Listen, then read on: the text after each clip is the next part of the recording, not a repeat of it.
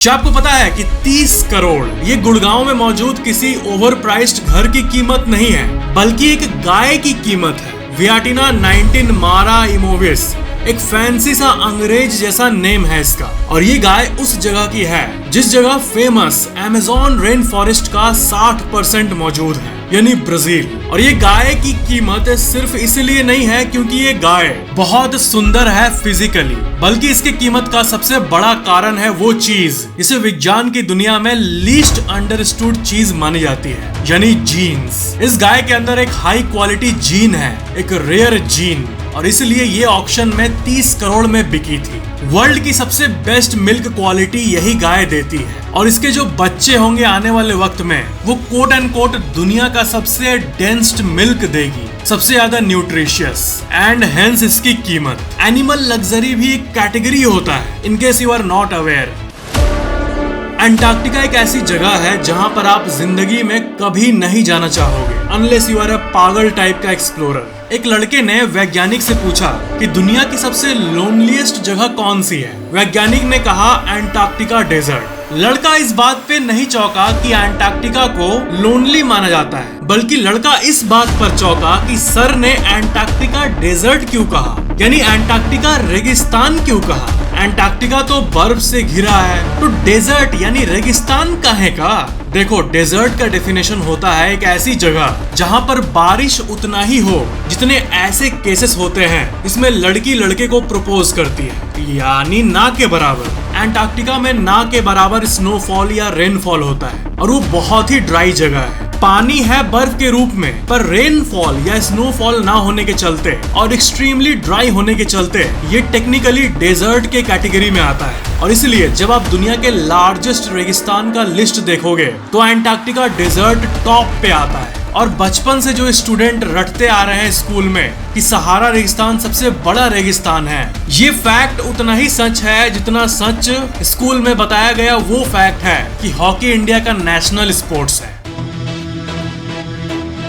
बनाना शब्द में बेरी कहीं नहीं आता है, लेकिन बनाना एक्चुअली में एक बेरी है। और स्ट्रॉबेरी शब्द में लास्ट में बेरी है, लेकिन इसने तो मुंह पर ही स्कैम कर दिया हमारे साथ, क्योंकि ये तो बेरी है ही नहीं बल्कि नॉन बेरी कैटेगरी का एक फ्रूट है। ये फैक्ट बिल्कुल वैसे ही है जैसा कार्गो और शिपमेंट वाला फैक्ट है। सामान जब 4 चक्के से निकल पड़ता है आपके घर डेस्टिनेशन के लिए, तो होना चाहिए कार, CAR, गो, 4 चक्के में ही न जा रहा है, लेकिन हम कहते हैं शिप हो गया, यानी जहाज हो गया। और वहीं जब टाइटैनिक के भाइयों से सामान ट्रांसफर होता है तब कहना चाहिए शिपमेंट, लेकिन शिप यानी जहाज वाले गुड्स को कार्गो कहते हैं। ये दुनिया बहुत ही अजीब है माँ। नंबर को NO इसलिए लिखा जाता है क्योंकि ये लैटिन शब्द न्यूमेरो से आया है। पिछले वीडियो में ये ज्ञान आपने प्राप्त किया था। बिल्कुल वैसे ही एग्जाम्पल शब्द में EXAMPLE जी कहीं नहीं आता, फिर भी फॉर एग्जाम्पल को फॉर EG लिखते हैं। ये इसलिए क्योंकि फॉर एग्जाम्पल लैटिन शब्द एग्जाम्पली ग्रेशिया से आया है, और इसलिए हम फॉर EG लिखते हैं। The invisible reverse in the sky. क्या आपने कभी एटमॉस्फेरिक रिवर्स के बारे में सुना है?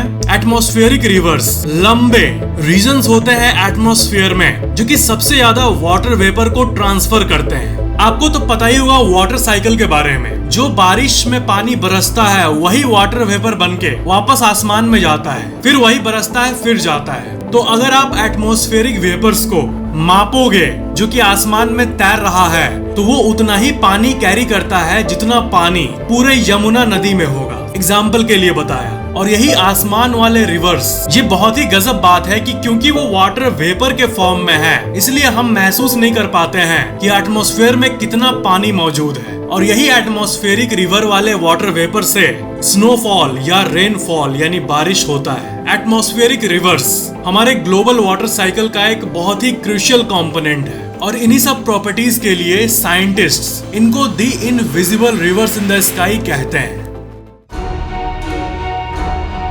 शार्क मछली असल में इस धरती की ओरिजिनल गैंगस्टर है, ओरिजिनल बॉस है। ऐसा इसलिए क्योंकि अगर मैं आपसे पूछूं कि क्या पेड़ पौधे ज्यादा पुराने हैं या शार्क मछली पुराना है, तो इसका आंसर शायद आप दोगे कि नेचर मतलब तो पेड़ पौधा होता है जो कि हम अपने आसपास देखते हैं। शार्क मछली पेड़ पौधों से भी ज्यादा पुरानी है। इस धरती की सबसे पहली ट्री 350 मिलियन साल पहले आई थी, लेकिन शार्क्स 450 मिलियन साल पहले से रहते आ रहे हैं। ये सुनने में बड़ा अजीब लग रहा है, लेकिन हाँ, जब धरती पे कोई पेड़ पौधे नहीं थे, सिर्फ लावा था, तब वाटर बॉडीज और समुद्री वो जगह थी जहाँ पर लाइफ था। तो शार्क स्पीशीज इस दुनिया के सबसे ओल्डेस्ट सोल्स में से एक है, और यहाँ पर कहना चाहिए ओल्डेस्ट सर्वाइविंग स्पीसीज, क्योंकि इस धरती पर 5 मास एक्सटिंक्शन इवेंट्स हो चुके हैं, जिसमें से डायनासोर खत्म करने वाला एस्ट्रॉयड सबसे बड़ा इवेंट था, लेकिन उन सब को शार्क सरवाइव कर गई है और शार्क मछलियां आज भी जिंदा है। तो ये सुनने में आपको अजीब लगे, पर sharks are older than trees. कभी भारत में सूरज या चांद ग्रहण होता है तो कभी अमेरिका में। ये है गूगल का वो डेटा जो कि ये कहता है कि जैसे ग्रहण होता है लोग सर्च करने लगते हैं why do my eyes hurt, मेरा आंख दुख क्यों रहा है। पर क्या सूर्य ग्रहण को देखने से सच में आंख डेड हो जाता है, आंख खत्म हो जाता है? अगर आप सूरज ग्रहण को बिना प्रॉपर आई प्रोटेक्शन के देखोगे तो ये आपके आंख को डैमेज करता है बहुत बुरे तरीके से। जो मेन रिस्क होता है वो आपके रेटिना पे होता है, जो कि आपके आंखों के पीछे का एक लेयर होता है जो कि आने वाले प्रकाश को सेंस करता है और ब्रेन को सिग्नल भेजता है। डायरेक्ट सूरज को देखने से एक कंडीशन होता है जिसको कहते हैं सोलर रेटिनोपैथी, जो कि तब होता है जब सूरज की ब्राइट लाइट आपके रेटिना में फ्लड करती है आपकी आंखों के पीछे। और सबसे इम्पोर्टेंट बात, रेटिना में पेन रिसेप्टर्स नहीं होते हैं, तो आपको कुछ सीरियस फील नहीं होता है, बस आपको थोड़ा सा जलन होता है। जो डैमेज हो रहा होता है जब आप सूरज को देख रहे होते हो डायरेक्टली, वो इमेंस लेवल का होता है, लेकिन क्योंकि रेटिना के ऊपर कोई पेन रिसेप्टर्स नहीं होते हैं तो आपको फील नहीं होता है कुछ, बस आंख के आसपास जलन होता है। लेकिन रेटिना जो अंदर से रो रहा होता है बेचारा, उसके पास कोई पेन रिसेप्टर्स है ही नहीं कि वो आपके ब्रेन को बता पाए कि मेरे को दर्द हो रहा है। दैट्स गजब। अब इससे जो डैमेज होता है वो टेम्पोररी भी होता है और परमानेंट भी होता है। परमानेंट वाला तो लाइफ टाइम के लिए आंखों को खराब कर देगा। इसलिए सूरज ग्रहण को देखने के लिए स्पेशल पर्पस सोलर फिल्टर्स आते हैं, ग्लासेस आते हैं, जो कि आपके आंखों को प्रोटेक्ट करता है सूरज की अथाह ब्राइटनेस से।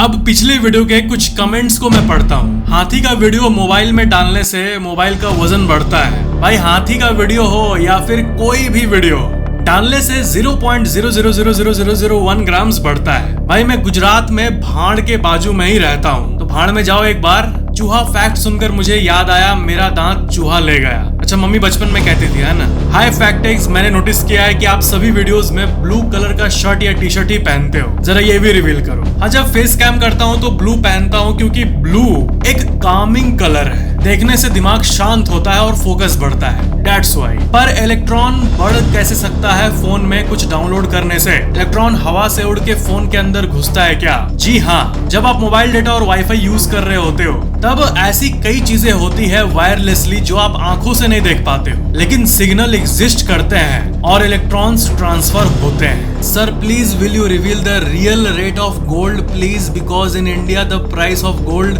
बढ़ रहा है और मैं मिडिल क्लास हूँ, पूरा क्लास अफोर्ड भी नहीं कर सकता है। गोल्ड शॉप ओनर भी सफर कर रहे हैं। Gold's conspiracy theory. देखो, मैं रियल रेट क्या रिवील करूँ, जो रेट है वो रेट है, लेकिन मुझे समझ आ गया आपका ये कहना है कि एक्चुअल में प्राइस को बढ़ाया जा रहा है जितना उसका एक्चुअल वैल्यू होना चाहिए उससे। देखो, गोल्ड का प्राइस अभी इतिहास के सबसे पीक टाइम पे चल रहा है। अभी गोल्ड लेने का वक्त नहीं है बल्कि गोल्ड बेचने का वक्त है। और जहां तक प्राइस की बात है तो ये पूरी दुनिया की ग्लोबल मार्केट्स डिसाइड करती है कि गोल्ड की कीमत क्या होगी। अब अगर बढ़ रही है और फिर भी लोग खरीद रहे हैं तो उसकी प्राइस बढ़ते ही जाएगी। इस पे इंसान का कोई कंट्रोल है ही नहीं। सबसे बेस्ट बात है कि जब अच्छा खासा आपके पास पैसा हो तो गोल्ड में इन्वेस्ट कर दो, क्योंकि 1-2 साल छोड़ो, 10 साल बाद अगर आप देखोगे तो वो प्राइस बढ़ ही चुकी होगी। भले शॉर्ट टर्म में वो थोड़ा सा ऊपर नीचे जाए। मैं भी खुद पी के ये वीडियो देख रहा हूँ। अच्छा भाई, तब तो वीडियो और मजेदार लग रही होगी, है ना। 0.25x स्पीड पर फैक्ट देखो, मजा आ जाएगा। Are you nuts? जब वीडियो डिलीट करते हैं तो क्या मोबाइल का वजन घट जाता है? Technically yes my bro.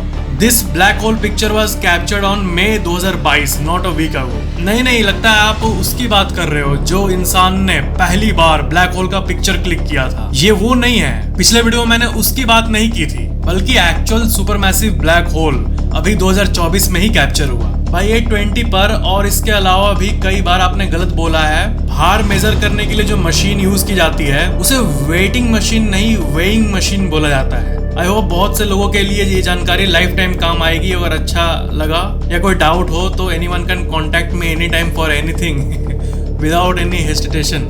भाई ये तो सही है, ये तो मैंने शायद गलत बोला था। जैसे वेट होता है तो वेटिंग मशीन में भी बोला जाता हो, कॉमन सेंस ये कहता है। लेकिन हाँ, ये आपने बिल्कुल सही कहा, ये एक्चुअल में से वेइंग मशीन ही कहा जाता है, वेटिंग मशीन नहीं बल्कि वेइंग मशीन। लेकिन इंडिया में मैं 80% लोगों के मुंह से वेटिंग मशीन सुनता हूँ, इसलिए मैंने भी अनकॉन्शियसली वही बोल दिया। अब से करेक्ट करूंगा, डोंट वरी। अर्पित बाला सुबह को फैक्टेक्स बन जाते हैं। नॉटी हो रहा है बैंड। कोइन सर का नाम बता दो। मेरा नाम है राजेश कुमार। होम्योपैथी मेडिसिन तो अल्कोहल से होता है। भाई बिल्कुल सही होता है, लेकिन उसमें एक पूरा फॉर्मूला में फिट बैठता है वो अल्कोहल। मेडिसिन में अगर अल्कोहल हो तो ऐसा नहीं है कि हम रॉ फॉर्म में ले रहे हो। अल्कोहल बैड फॉर बॉडी, वो जो हम लोग नॉर्मली लेते हैं रॉ फॉर्म में, उसकी बात की गई है। अगर आप भी चाहते हो कि आपके कमेंट को मैं पढूं तो नीचे कमेंट करो, सिंपल। और चैनल को सब्सक्राइब करके बेल आइकन जरूर ऑन कर लेना। Thank you so much for watching this video.